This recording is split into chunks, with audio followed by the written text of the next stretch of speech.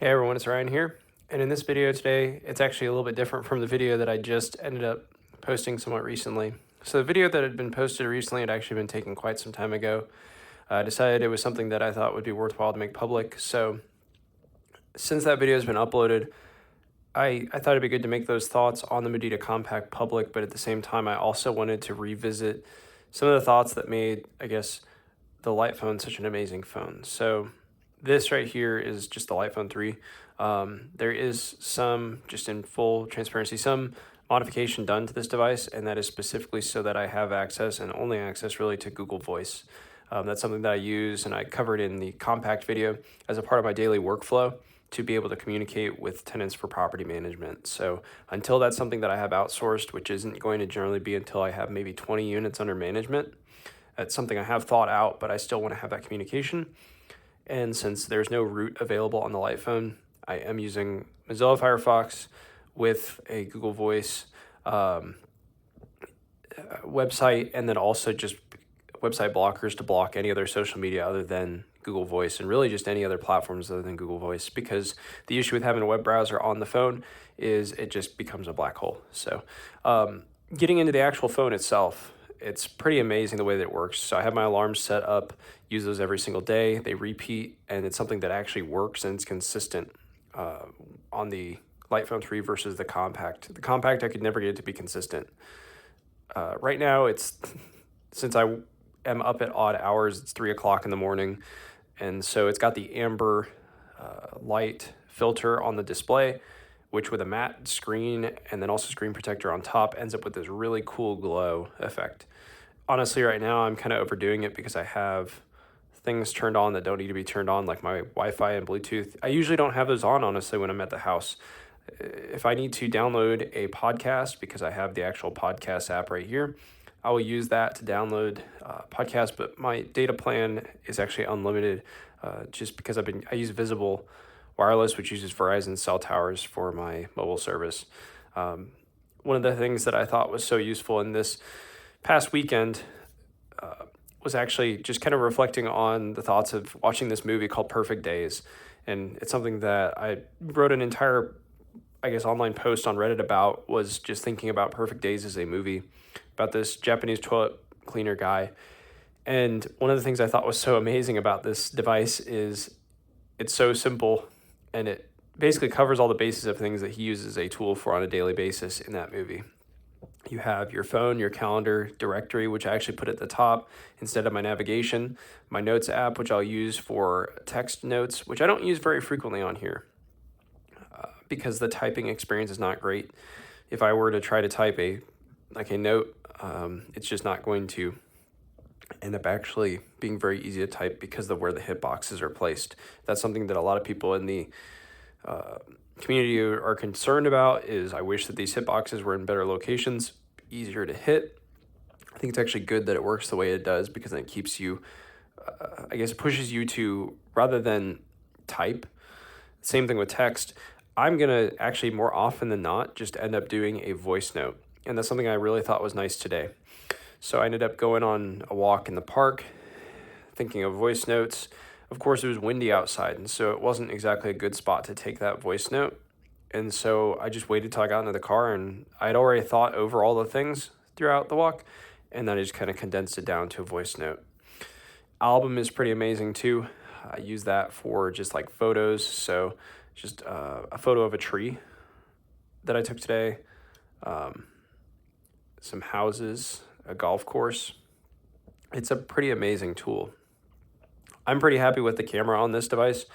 Maybe I'll end up putting more photos on the screen if I decide to do any editing in post on this video, but it's pretty amazing. 15 megapixel sensor that I believe is actually kind of bent down to actually 12 megapixels. So you get a lot of data, honestly, through the actual capture process. And the one thing that's crazy about this device compared to others, and I'm actually going to take it out of the phone case for this, I do have a MagSafe ring on the back that I use to use my wallet, because all I use is just a standard Apple MagSafe wallet. You can see how beat up my card is because it's the only card that I ever use. I have 3 cards. But taking this device out of the stock case is pretty amazing because of the form factor. I actually started off as a Lightphone 2 user, and I loved that device so much. Such a sad day when the screen broke and I had to ship it back to my boys in Brooklyn, and they were able to fix up the screen and send it back. But just the design of this device, the lack of a camera bump, having all the tools that you need, and also the removable back panel for a battery is something that really just extends the life. With the Lightphone 2, I had to send it back for a screen replacement. My thought with that too is, well, the battery was kind of getting slow and old on that phone. With this one, I can replace it myself. They just don't have them available yet because honestly, majority of users, the batteries have not degraded to the point where you need it. The buttons are absolutely crazy. 2-stage shutter button for a camera. So I'm in the operating system. I just press it and then I can take a picture. The tactile feedback is something amazing too. Something I hadn't thought of when I made my write-up on Perfect Days was having a vibration when it finally locks focus. And then when you push to actually take the picture, it buzzes a second time. So you get this vibration feedback to know what's going on. And so what I find myself doing, honestly, is I won't even use the viewfinder oftentimes for taking a picture. So I'll hold it. If you've seen the movie Perfect Days, think of the scene in the park when the guy he whips out his Olympus, point and shoot film camera out of his pocket, which, believe it or not, this phone fits perfectly in your front pocket of your shirt. Believe it or not. And he just holds it kind of at an upright position to take a picture of a tree. Well, right there, I just felt the first buzz of it focusing, and then I could just tap and hold on the full shutter button to actually capture the photo. Not all photos come out great in that way, but it does work for some different photos that you wouldn't be able to get otherwise. And I've never found myself taking a photo like that on any other device, and at least trusting it. This one ends up performing very well, and it takes very good photos in that way. The speaker is amazing. So I don't really use it for podcasts at the house.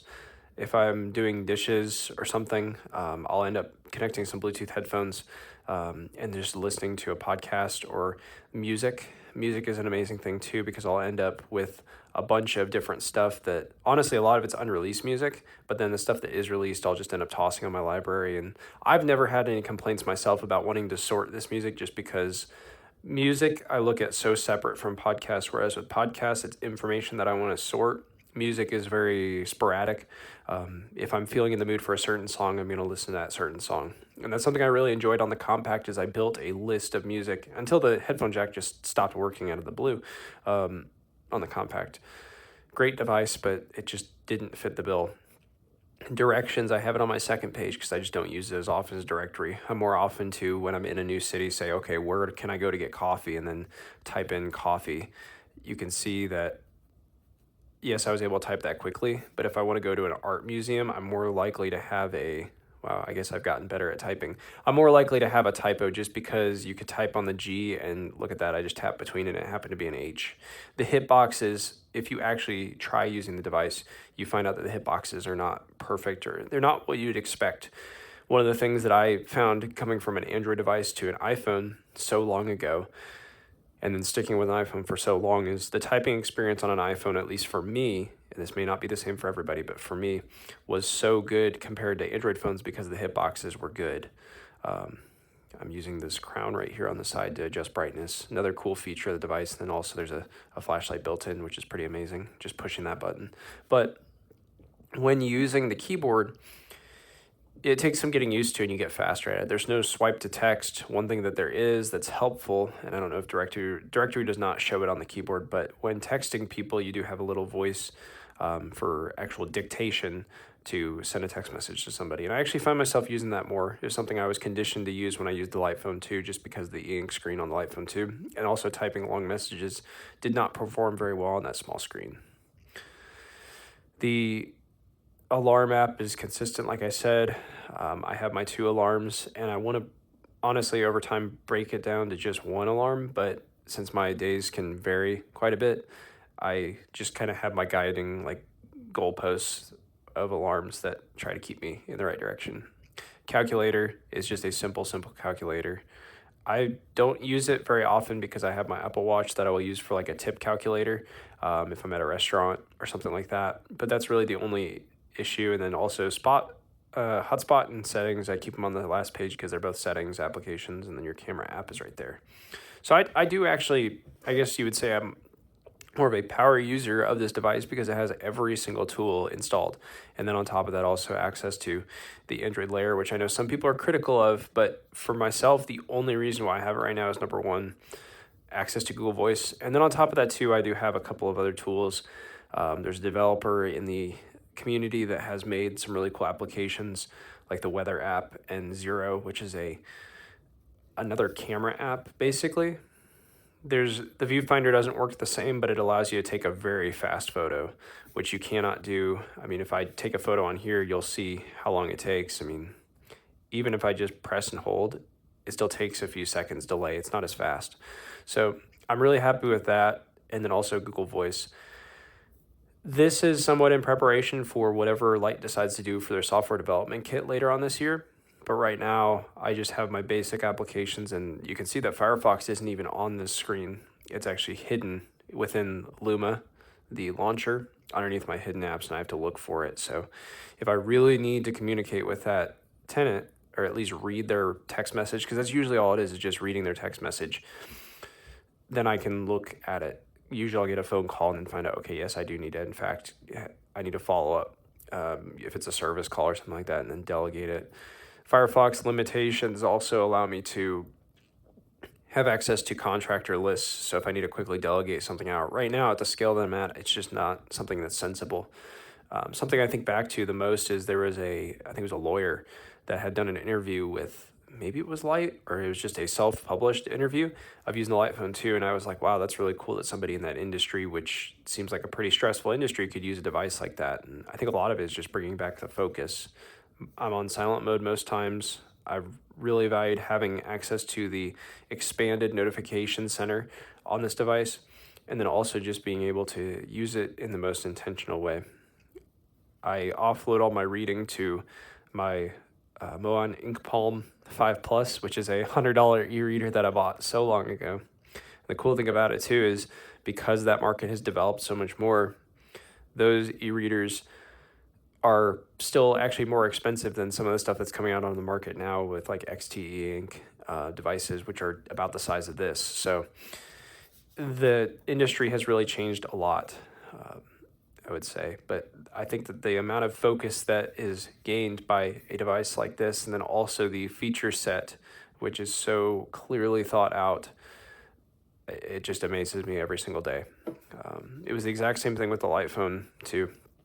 The 1 week that I had to wait for that phone to be shipped back and have the screen replaced. While it's a device you don't use very frequently, for the few things you use it for, you really, really learn to value the experience. And I think that's what's made this the most impactful tool for daily use. It's just, I think back to the Light phone 2 when they had the software design in a way that when you put your phone in silent mode by typing all the way down, it just said nothing across it. And they got rid of that over time, I'm sure, for consistency in the user interface. But it was one of those things where, because they thought to describe the current state of the phone in the way as nothing, really showed me where their head was at with the design of this product. And that's what's made it something that I've valued, I think, using on a daily basis so far. And it's really just not given me any reason to go back to using my iPhone and for anything other than basic work tasks.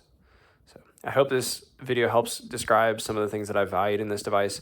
It's not as much a day in the life, and I know there's only so many tools that were showcased. Some of that is like with the Compact, just for the sake of personal information. This is a very, very personal phone. It's very different than a iPhone where you have maybe a little more room to not have that information display. But if I go to the phone app, of course, you'll see any group messages, people's names, stuff like that.